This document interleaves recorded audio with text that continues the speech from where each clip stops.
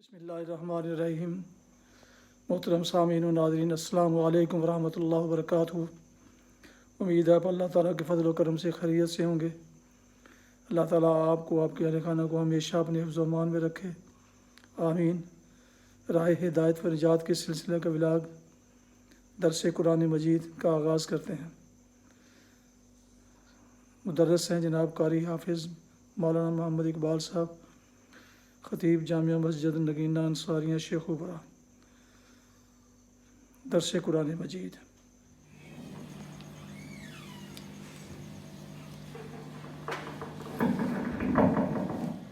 الحمدللہ وکفی والصلاة والسلام علی من لا نبی بعدہ، اما بعد فاعوذ باللہ من الشیطان الرجیم، بسم اللہ الرحمن الرحیم۔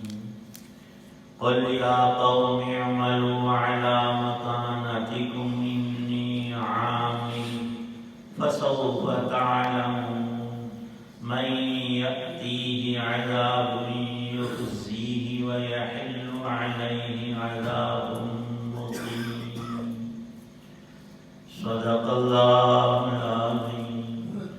کہہ دو کہ اے میری قوم کے لوگو، تم اپنے طریقے پر عمل کیے جاؤ، میں اپنے طریقے پر عمل کر رہا ہوں، پھر عنقریب تمہیں پتہ چل جائے گا کہ کس پر وہ عذاب آتا ہے جو اسے رسوا کر کے رکھ دے گا، اور کس پر وہ عذاب نازل ہوتا ہے جو ہمیشہ جم کر رہے گا۔ سورہ زمر کی آیت 39 اور 40 ہے۔ اللہ تعالی شانہ نے انسانوں کی تمام گمراہیوں کو دور کرنے کے لیے سب سے بڑی ہدایت اپنا کلام، سب سے بڑے اپنے پیغمبر حضرت محمد رسول اللہ صلی اللہ تعالی علیہ وسلم پر نازل فرمایا، اور سب سے پہلے جو مخاطبین تھے ان کی سب گمراہیوں کو، بالخصوص 5 چیزیں ان میں بڑی بڑی گمراہیوں کا جو سبب تھی ان کا ازالہ کرنے کے لیے ہر طور سے ان کو سمجھایا گیا۔ جب کوئی مینا مانو پر آ جائے، ضد اور عناد اختیار کرے اور سچی بات، حق بات کو قبول کرنے کا ارادہ ہی نہ کرے تو اس کو بھلا کون سمجھا سکتا ہے؟ ہم بھی کہتے ہیں کہ اس کی قسمت بری ہے۔ تو حق تعالی شانہ نے طرح طرح کے دلائل اور ہر طرح سے ان کو سمجھایا۔ کیا بات سمجھائی؟ مشرکین عرب میں بڑی گمراہی شرک تھی، وہ اللہ تعالی شانہ کی ذات کا انکار نہیں کرتے تھے، لیکن باری تعالی شانہ کی مخصوص صفات میں مخلوق کو اور اپنے دیوی دیوتا بتوں کو شریک مانتے تھے۔ حالانکہ دیکھتے ہیں، تجربہ ہے کہ ان بتوں میں کچھ بھی رکھا نہیں، وہ بالکل عاجز، بے جان، اپنے انسانوں کے ہاتھوں بنائے ہوئے، بیچارے کو جہاں رکھ دو وہاں سے ہل نہیں پاتا۔ اب اس میں رب کی شان ماننا، اس سے بڑی گمراہی تو کوئی متصور ہی نہیں ہے۔ دوسری گمراہی ان لوگوں میں یہ تھی کہ وہ تشبیہ کے قائل تھے۔ اللہ تعالی شانہ کو بندوں پر اپنے اوپر قیاس کرتے تھے کہ اس کی بھی جی اولاد ہے۔ اللہ پاک فرماتے ہیں لم یلد ولم یولد اور وہاں رواج یہ تھا کہ بیٹیوں کو ناپسند کرتے تھے، بیٹوں کو پسند کرتے تھے۔ بیٹی پیدا ہو جائے تو اس کو باعث ننگو آر اور شرمندگی کا سبب قرار دیتے تھے، اور ادھر اللہ تعالی شانہ کے ساتھ فرشتوں کی نسبت کرتے ہوئے کہتے تھے کہ یہ رب کی بیٹیاں ہیں۔ یہ تشبیہ کی بیماری اور گمراہی بھی ان میں تھی۔ تیسرا، وہ تحریف کی گمراہی میں مبتلا تھے۔ سچا دین حضرت ابراہیم علیہ السلام کا، ان کے بیٹے حضرت اسماعیل علیہ السلام کا، اس کا نام انہوں نے تو دین ابراہیم ہی رکھا۔ آخر تک ان کا دعویٰ تھا کہ ہم سچے دین ابراہیم علیہ السلام والے پر ہیں، اور یہ رب کا گھر انہوں نے اللہ کے حکم سے تعمیر کیا تھا، خانہ کعبہ، ہم اس کے متولی ہیں، اس لیے سب سے بہتر ہے۔ اور کام کیا کرتے تھے؟ دین ابراہیمی سے ہٹ کر بڑی گمراہی کے لباس اتار کر خانہ کعبہ کا طواف کرتے تھے۔ کیوں؟ کہتے تھے کہ اس میں کیے ہیں ہم نے گناہ اپنے کپڑوں میں۔ گناہ کپڑوں میں کیے ہیں یا جسم سے کیے؟ جسم تو وہی ہے، زبان سے جھوٹ بولا ہے، کپڑے پر کیا اثر ہوا؟ کپڑے اتار دے۔ اور عبادت کیا کری ہوئی تھی؟ تالیاں پیٹنا اور شور شغب، یہ ان کا بجائے اللہ کا نام اور ذکر کے۔ تو یہ کتنی بڑی گمراہی ہے۔ شرک بھی گمراہی، تشبیہ اللہ کو بندوں پر قیاس کرنا، مخلوق عاجز پر، اور دین ابراہیمی میں تحریف کرنا۔ اور پھر ایک اور بڑی گمراہی، وہ اب نبوت کا انکار کرتے تھے۔ نبی پاک صلی اللہ علیہ وسلم سے کہتے تھے کہ آپ میں اور ہمارے میں کوئی فرق نہیں، بلکہ ہمارے کئی افراد آپ سے زیادہ مالدار ہیں، ان پر وحی کیوں نہیں آئی؟ اور آخری بات جو سب گمراہیوں کی ماں بھی بن جاتی ہے، وہ آخرت کے منکر تھے۔ نبوت کا بھی انکار کرتے تھے اور آخرت کو قطعی طور پر، یوم الحساب کو، دوبارہ زندہ ہونے کو تو بڑا ہی عقل سے دور کہتے تھے۔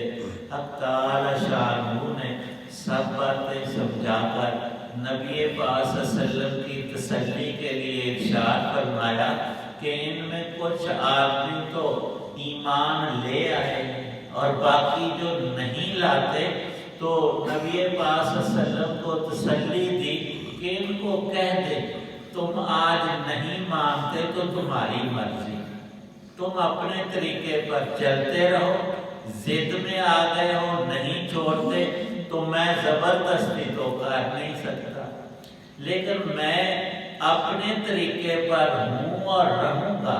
وہ طریقہ اللہ کا بتایا ہوا نظام حیات، عقائد کی پاکیزگی اور اعمال کے اندر اللہ کی رضا اور اس کا بتایا ہوا طریقہ تم قبول نہیں کرتے تو نقصان تمہارا ہوگا، اور نقصان تھوڑا نہیں اور ایک دو دن کا نہیں، دنیا کا اور آخرت کا۔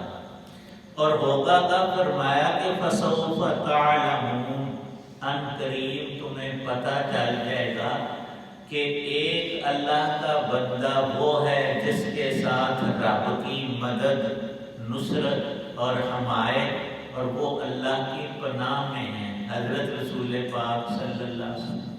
اور ان کے مقابلے میں وہ لوگ ہیں جو ایک رب کی صحیح صفات کو باور اور تسلیم ہی نہیں کر رہے، وہ بتوں کے پجاری ہیں، ہر در کے وہ در در کے بکاری۔ تو نتیجہ ان کی آنکھوں کے سامنے آ جائے گا کہ اپنے بندے کو رب نے غالب کرنا ہے اور وہ منصور ہوں گے۔ اور سن 2 ہجری میں جو اللہ نے اس آیت میں فرمایا تھا کہ کہ دنیا بھی دیکھ لے گی، تمہیں بھی پتہ چل جائے گا من یاتیہ عذاب یخزیہ، اللہ کی نافرمانی اور ان گمراہیوں میں باوجود سمجھانے کے بھی مبتلا رہنے کا نتیجہ کیا آتا ہے؟ وہ یہ کہ دنیا میں اللہ نے ہمیشہ سچوں کو کامیاب کیا ہے، ان کی مدد فرمائی ہے، ان کو غلبہ عطا کیا ہے، اور جھوٹوں کو اور اپنے دشمنوں کو دنیا ہی میں اکثر انجامن آخری طور پر ذلیل اور خوار کیا ہے۔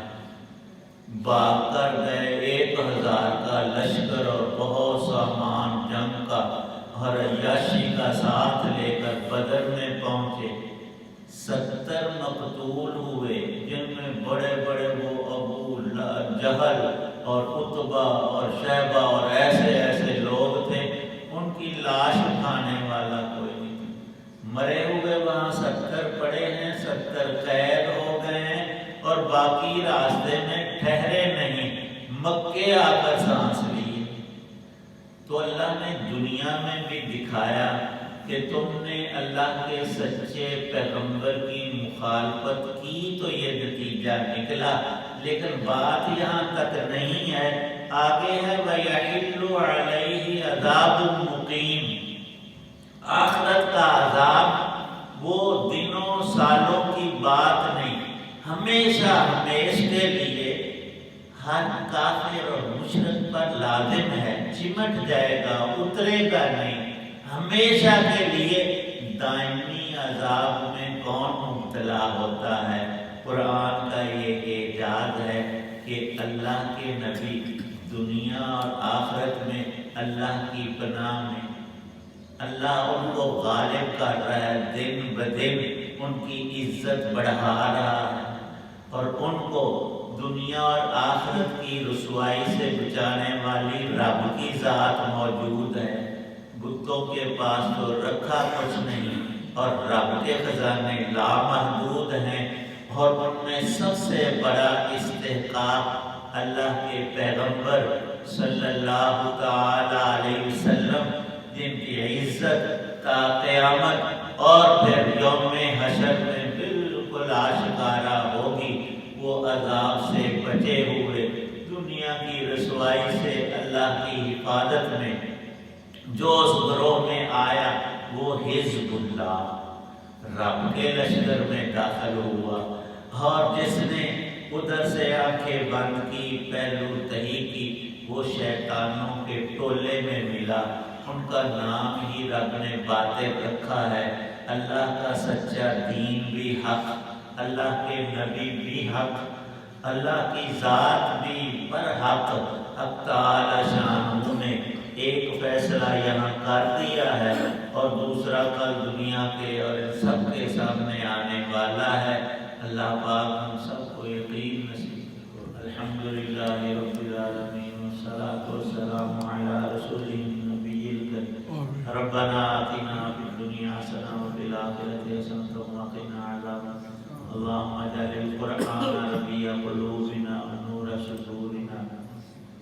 یا اللہ پاک ہم سب کی تمام دینی دنیاوی پریشانیوں کو دور کرو، دکھ آلام مصیبتوں سے، بیماریوں رنج و غم سے نجات عطا کرو، اپنی حفاظت نصیب فرما، قرآن پاک پڑھنے سننے عمل کرنے کی توفیق عنایت فرما، سب مسلمانوں کو پانچوں نمازوں کی پابندی نصیب فرما۔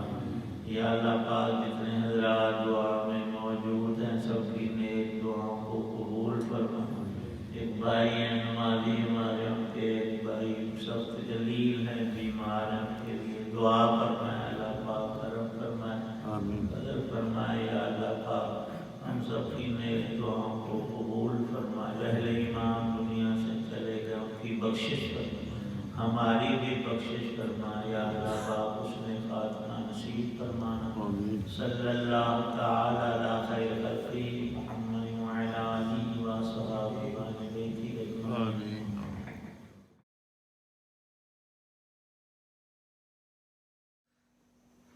ناظرین و سامعین، یہ تھا آج کا راہ ہدایت و نجات کے سلسلے کا ولاگ درس قرآن مجید، جس میں سورہ الزمر کی آیات مبارکہ 39 اور 40 کی تلاوت، ترجمہ اور تفسیر آپ کی خدمت میں پیش کی گئی۔